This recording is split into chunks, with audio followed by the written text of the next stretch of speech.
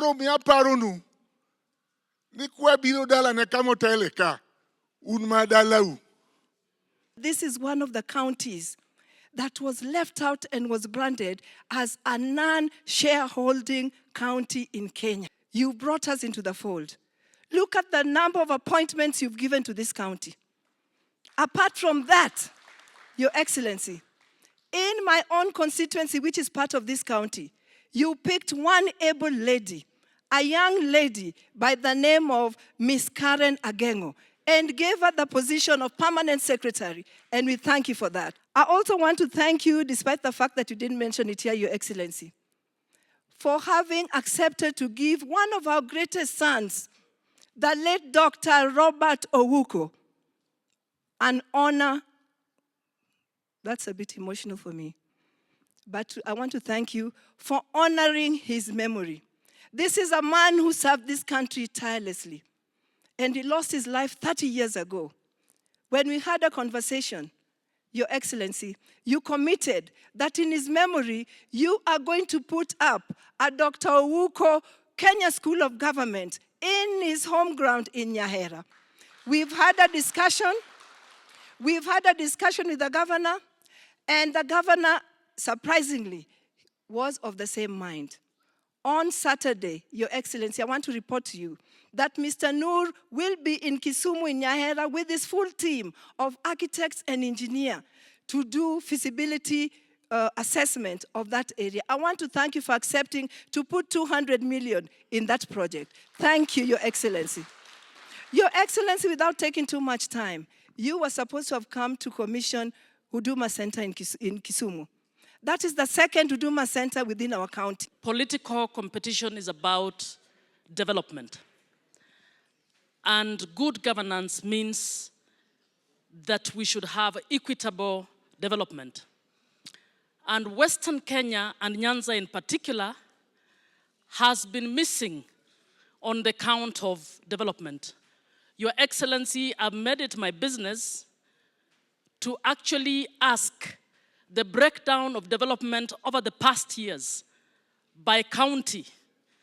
And it is clear Nyanza and Western Kenya in the past 15 years, in fact, going further, have been receiving a raw deal when it comes to development. The stadium near town, I think I took off from there the other day, the one in next to Lumumba there. So that one, is that the Moi Stadium? Yes.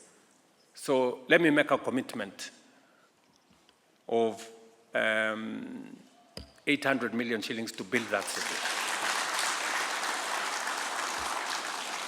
And Professor, I will send my PS for defense next week to have a conversation with you so that we can send our engineers to assess it, because as you say, we have a big sporting spirit. We did approve as cabinet the elevation of the Jaramogi Referral and Teaching Hospital to level 6. And we have now taken over the funding and management of that facility. In this year's budget, I know Professor here has been spending close to 1 billion shillings every year to support that facility. Now, Professor, you will have an extra 1 billion shillings to do something else. You can now go and improve some of the smaller facilities. In our budget from next month, we have allocated 3 billion shillings to not just manage, but to begin the process of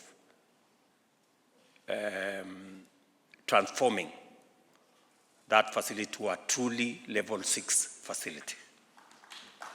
And there are other interventions that we are going to carry out in that facility because it occupies a significant place in making sure that we support health provision at that level.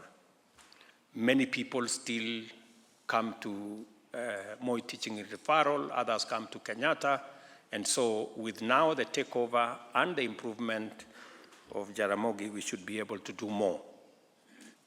But the good news is that Jaramogi will now have 3 billion shillings from this year, money that was not there in the past. And hopefully we should be able to see a difference in that facility.